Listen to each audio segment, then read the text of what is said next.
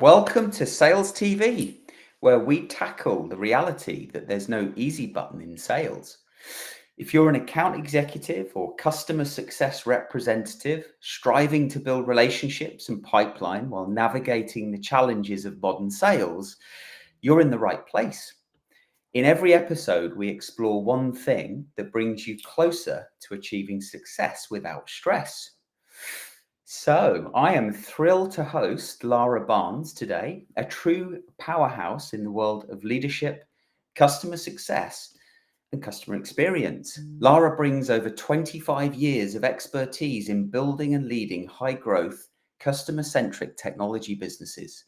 She's been recognized with the prestigious Outstanding Women in Customer Success Award recently, and as Team Leader of the Year in Tech in 2020. Her leadership has transformed teams and organizations, creating end-to-end SaaS customer success experiences while maintaining an unwavering focus on delivering value and fostering trust. Lara's passion for helping customers achieve their goals and her innovative approach to creating winning teams makes her an inspiring figure. And as someone I've had the pleasure of working with, please join me in welcoming a transformational leader, Lara Barnes. Hi, what an introduction. That was fantastic. Oh, brilliant, brilliant. You've done so much. You've done so much. Yeah, I have done a lot. It does sound amazing. You don't actually feel it yourself though. You feel it's exhausting listening to how much I have done. But it has been fun and there's loads of stuff I can share. Yeah. Yeah, I bet there's some amazing stories for you to tell.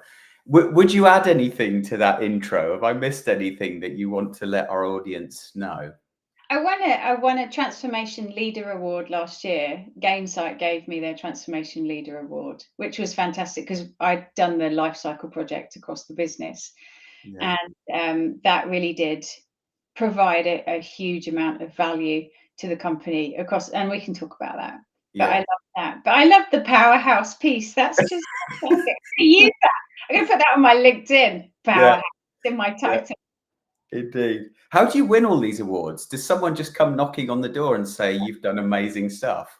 Well, I'm not really the person that puts themselves out there for those awards. Honestly, it was my team that put me forward for the 2020 Women in Tech one, Yeah. Team Leader of the Year one, and then somebody in my team who I just adore wrote the script for that one, and I said, look, I really want to go in for this Women in Customer Success one. Would you write the script for it, because you seem to do really well, you won me the last one. And he wrote it, and I was one of the spotlight winners. There was 3 of us globally, and it was amazing. Brilliant. And he also did the other one, the Gainsight Transformation Leader Award. So he's actually going to be hired when I get my next job as my PR consultant. Brilliant. And he's supporting women in tech. I love it. Yeah, yeah. So many men are supporting women. You need that. Yeah. You do need it. You need your advocates around the business. And most of the senior leaders are men, so you need to have those individuals who are rooting for you and are there with you the whole way. Yeah, indeed. So let's dive in with a relatively bold question, right? So you've run many different teams. As I mentioned before, we've had the pleasure of working together.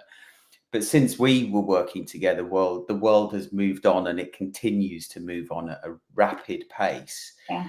But what are some of the biggest challenges that you see across customer success and account executives in this fast-paced B2B world? I think from a broader scale, it's ensuring that the customer success team have got an ability to show their value in the business, whether they're on a dashboard somewhere driving leads for the sales team to be thinking about and delivering upon.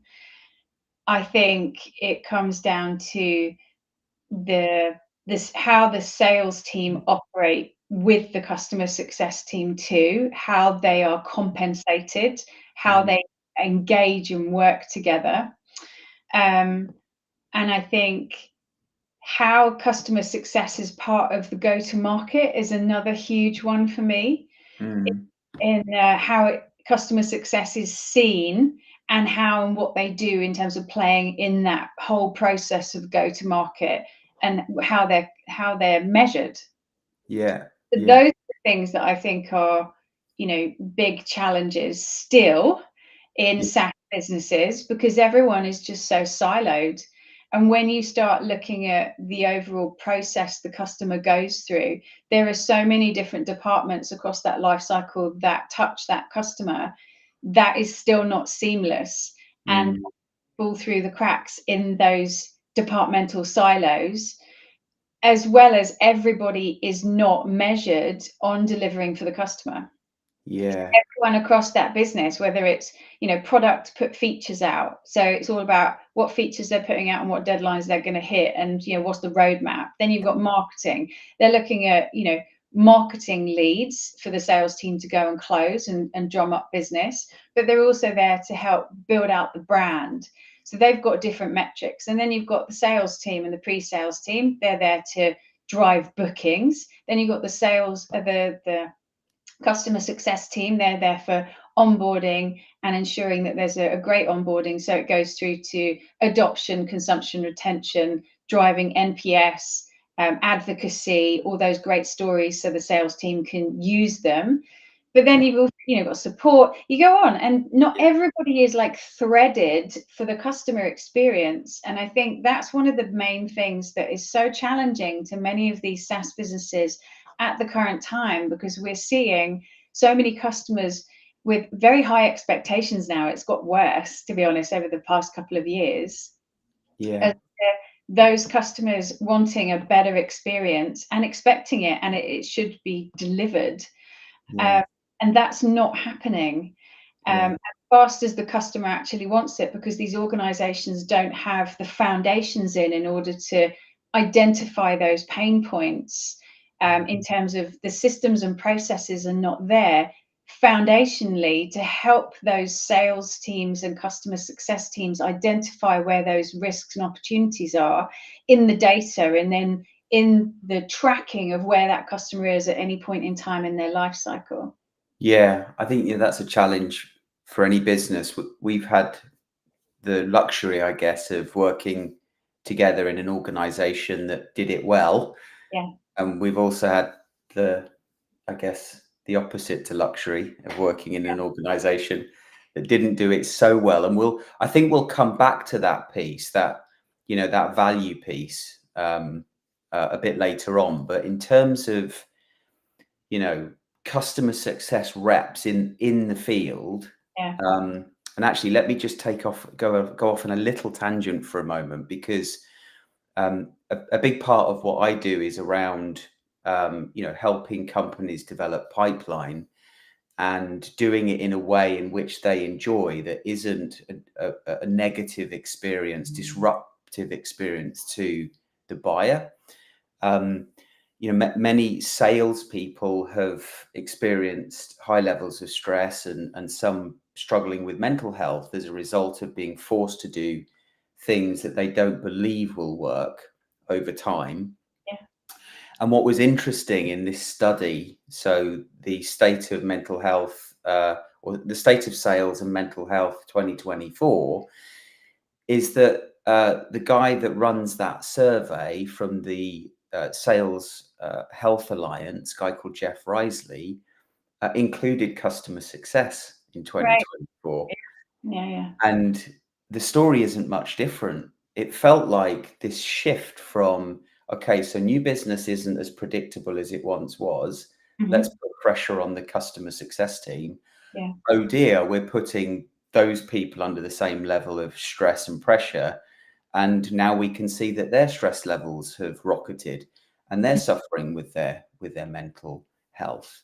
Do you, Yeah, we had this, so we did, and actually a lot of it's born out of the inefficiencies of the business and how it operates, Mm, more so than the that puts pressure on the CSM in terms of the amount of work that is needed to be done, because they're constantly reinventing the wheel. It's not a fluid process, or you're not going back and you've got the right documentation, or you've got a great template, or the product's changed so much and now you need to explain to the customer and you've got to go through more training. So you're constantly in this flywheel of over and over and over and over again. It's not as if these businesses invest in the systems and processes, like I said, in order to make it easy for sales and customer success and the rest of the delivery org for customers. And that really does put a lot of pressure on, because you're constantly going over the same stuff for multiple different customers, whereas it's just inefficient. But the pressure that CSMs are under and the hours that they work is exactly the same as the sales team. Because they, if you're in an organization where you're there to deliver the leads, we did an exceptional job in doing that, and we worked very closely with the sales team and had a great relationship with them, because they could see that our leads were closing half the time that their leads were closing. So it was just easy to close those, so that we could all win by hitting the quarterly targets, because you're up against those targets. And it's a stressful place to be when you haven't got the new business that isn't closing as fast as it used to be. So the things that we used to do to help the CSMs was you needed to be pretty empathetic. It's not, you couldn't just say, keep getting the whip out and say, let's just keep going. You needed to ensure that you gave them those breaks and you gave them those duvet days when they need them. Or, we worked really hard at the end of a quarter, go and have a day or two off.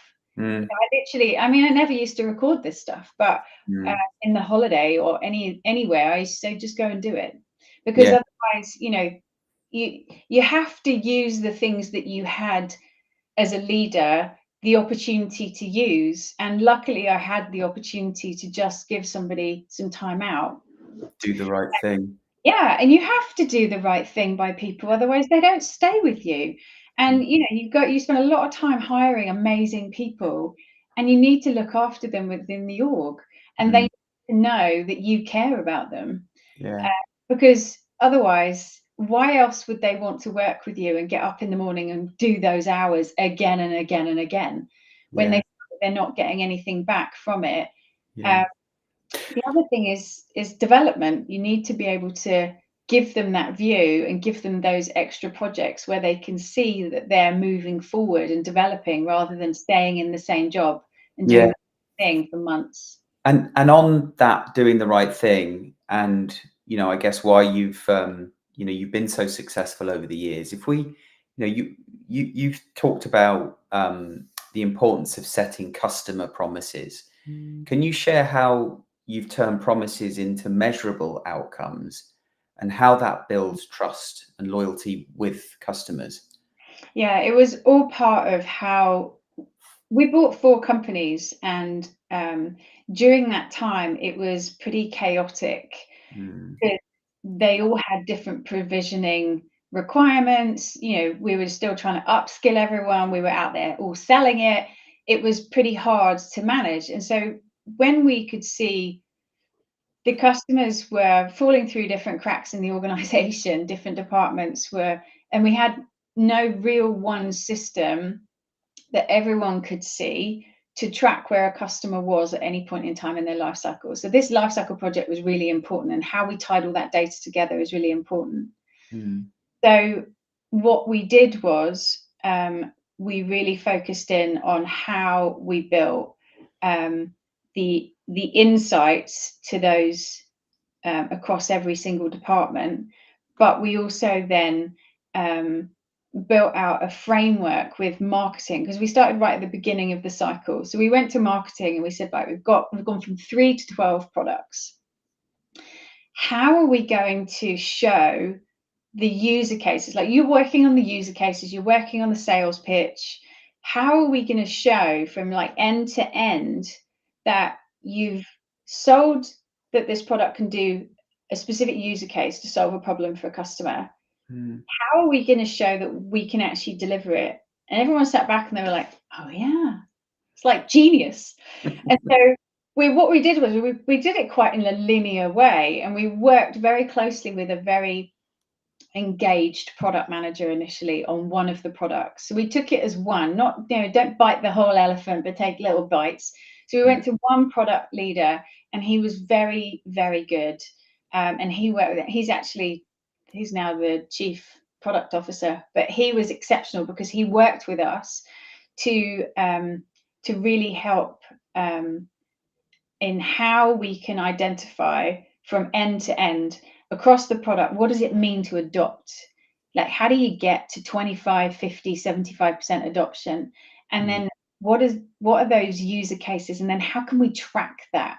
So that really helped in terms of understanding how we could deliver on the customer promise, because we would set, maybe 3 objectives for the CSM along that whole process to adoption, and that would be identified by the CSM and what needed to be done during that process, and they would measure themselves on that because it was hitting the customer's objectives. But what we called this was a value realization framework. Right. And so we then identified what are those golden features to get to 25% adoption, to 50, to 75. And then we tracked those 3 objectives quite in a linear way through telemetry, because we put telemetry in to ensure that we were on that right road for that customer. Because a customer will stay with you if they're getting value. But if they're not getting value, or they're not achieving any more than they did before with the previous technology, they're not seeing that value. So you need to be able to show them what's the next step, what's the next road in order to adopt or get to their user case. So we had quite a linear way of operating. And how much of the customer getting value, feeling the value, was, the customer success rep responsible for, in terms of how they got them there, how they positioned the value, articulated, that path to. And it's really, that was, the CSM was really important, but how the AE pitched and, talked to that customer around what they were going to get from it. So the positioning is really important, because that it kind of flows from ideal customer profile into the positioning, and the expectation is so important. So you've got the AE working alongside your customer success team, the account executive. Right at the beginning. Yeah. And then what we did was it was really trying to understand what their expectation was from that customer, and then how we would then replicate that. So that handover is obviously always so important. And then when we needed that AE, we would bring them in. So if we identified an opportunity, or we needed them to, perhaps there was a risk or anything on the account, we would bring that AE in order to help assist us. Yeah. So there was a very clear collaboration. Yeah. But that path to value, that value proposition, and that path to value, that overall strategy in terms of how the customer got from A to B or A to Z, was driven by your team, you and your team. Yeah, it was, because we held that responsibility in order to even just navigate for the customer across the organization. It was our responsibility to make sure that things happened for that customer, even if it was working with professional services or engineering, or working with the product team and feeding things back to the product. We would go to the marketing team and say, we've got this customer that could be a prospect for prospect calls, or case study, so we had very clear KPIs in terms of what we needed to deliver. And those guys were, net retention, gross retention, overall retention of book of business, NPS, advocacy, and leads. It strikes me that will bring, that'll bring so much value across so many teams, not just the customer success team, by having that and driving that to, that approach.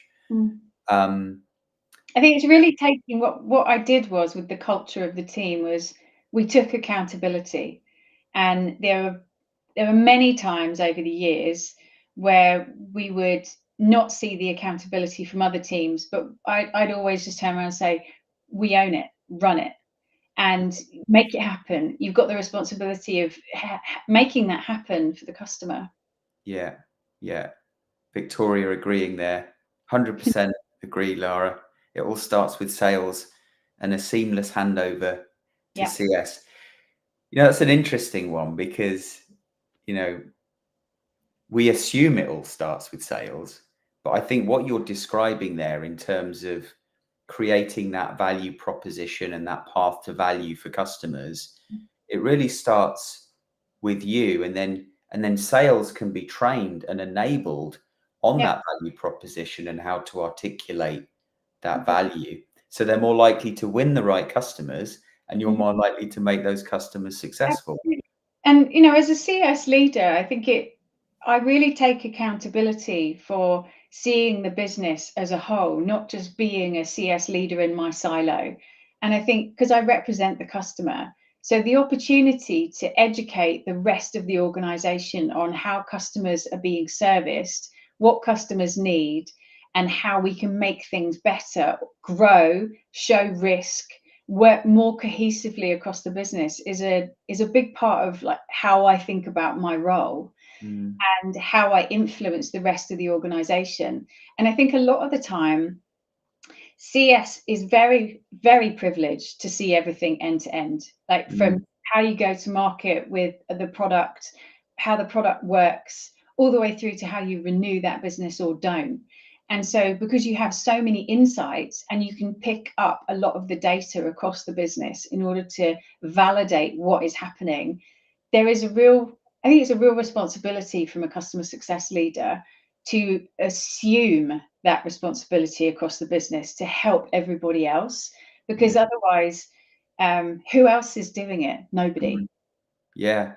Otherwise, we live in this transactional world where it's Yeah. just this constant hand to mouth Yeah, situation. exactly. And everyone is, and I think there's a real fluidity that a CS leader can bring in engaging with the other teams to provide them with that data and those insights so that the rest of the business can grow. And otherwise, you're just sitting in your silo, right? Yeah. And you feel a victim in your silo. And I think that's where the positioning and how I think about my role in businesses is that it's not about being the victim and sitting there saying, oh, I'm not on the dashboard, I'm not part of go-to-market. It's about showing how you should be on that dashboard with the partner team, the sales team, the marketing team, with all their leads, and how and what your leads are delivering. And when you're sitting there and you can see all the other teams and how your team is screaming along with 45% conversion rate and driving, an incredible amount of leads and closing within 45 days versus 90 to 120, those are the numbers that you can say, I am delivering value and impact in this organization. And how much, from your perspective, how much did the numbers do the talking versus your transformational leadership expertise kind of collaborating and bringing other leaders along on the ride? Yeah, advice would be start with the data, because if you haven't got data, no one's going to listen to you if you don't have some numbers to really guide you. And in fact, your CFO is also a very influential person in the organization too, because they're the ones that are looking at the performance and productivity of all teams across the business. And if you can show them that in investing in not in a new AE that may not deliver any more than X percentage of their number, but putting a CS person on more accounts to drive more growth in accounts and drive better NPS, and drive more leads that close than another AE, let's just say, because that's where more when you see new employee headcount, it's always in sales. But if you show that the productivity of other areas of the business could drive more than that, because Yeah. it is a no-brainer. And I had that conversation with my CFO where he said, this is a no-brainer. Yeah. Instead of putting this amount of headcount here, we're going to put it in your team. Because Nice. I could show the numbers. I did one chart with, it was just a slide with lots of boxes on it with loads of numbers in terms of what we were driving, in terms of increased NPS if we had a CSM on accounts, the amount of CSQLs that would close.